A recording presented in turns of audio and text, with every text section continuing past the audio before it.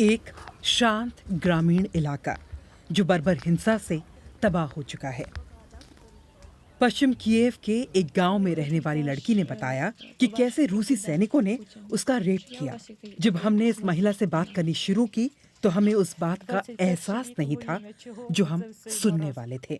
हम इनकी सुरक्षा के लिए इनकी पहचान छिपा रहे हैं। एक सैनिक हमारे घर में घुस आया। मैं और मेरे पति तब वहां मौजूद थे। बंदूक की नोक पर वो मुझे पास के एक और घर ले गया। वो मुझे आदेश दे रहा था, कपड़े उतारो वरना गोली मार दूंगा। उसके बाद उसने मेरा रेप करना शुरू किया। जब वो रेप कर ही रहा था तब 4 और सैनिक अंदर आए। मुझे लगा मुझे अब छोड़ देंगे, लेकिन वो उसे लेकर चले गए। जब वो घर लौटी तो पाया कि उनके पति को पेट में गोली मार दी गई है। 2 दिन बाद उनकी मौत हो गई। इन्होंने अपने पति के शव को पीछे लॉन में दफना दिया। मुझे ड्रग्स और शराब मिली जो रूसी सैनिक पीछे छोड़ गए। शराब पीने के बाद वो नशे में रहते थे। ज्यादातर सैनिक हत्यारे, बलात्कारी और लुटेरे हैं। सिर्फ कुछ ही इनमें से ठीक हैं। मैं पुतिन से पूछना चाहती हूँ, ये सब क्यों हो रहा है? ये मेरी समझ से परे है। हम स्टोन एज में तो नहीं रह रहे।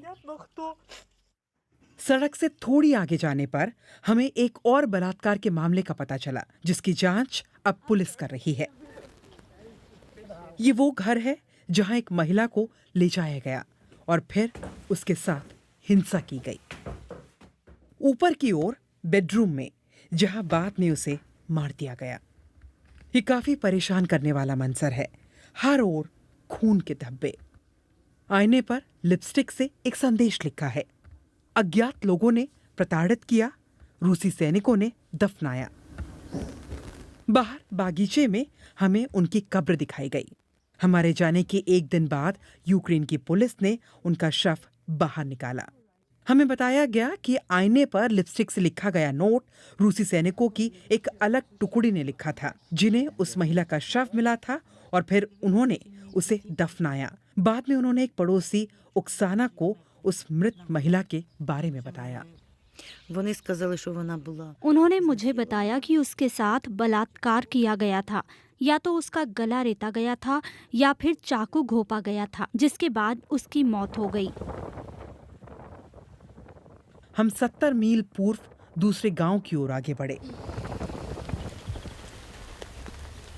ये एक परिवार का घर हुआ करता था।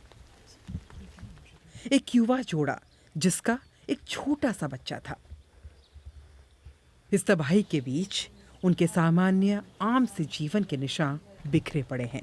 9 मार्च को जब रूसी टैंक यहां पहुंचे तब 2 रूसी सैनिकों ने उस शख्स को गोली मार दी। जो महिला इस घर में रहती थी वो अपने बच्चे के साथ यहां से भागने में कामयाब रही। उसने यूक्रेन की पुलिस से संपर्क किया और अपनी पूरी बात उन्हें बताई। उसने बताया कि नशे में धुत 2 रूसी सैनिकों ने बार बार उसका रेप किया। उन्होंने उसके पति को भी मार डाला। वो बताती हैं कि उनके कहे मुताबिक नहीं करने पर उन्होंने उसके छोटे बच्चे तक को मारने की धमकी दी थी। रूसी सैनिकों ने जाते जाते घर को आग के हवाले कर दिया। पुलिस प्रमुख ने हमें बताया कि उन्होंने सबूत इकट्ठा कर लिए हैं और इंटरनेशनल कोर्ट में जाने की योजना बना रहे हैं। जिन भी लोगों से हम मिले वो रूसी सैनिकों के जाने से कोई राहत महसूस नहीं कर रहे हैं, क्योंकि जो जख्म वो पीछे छोड़ गए हैं वो ताउम्र नासूर की तरह बना रहेगा।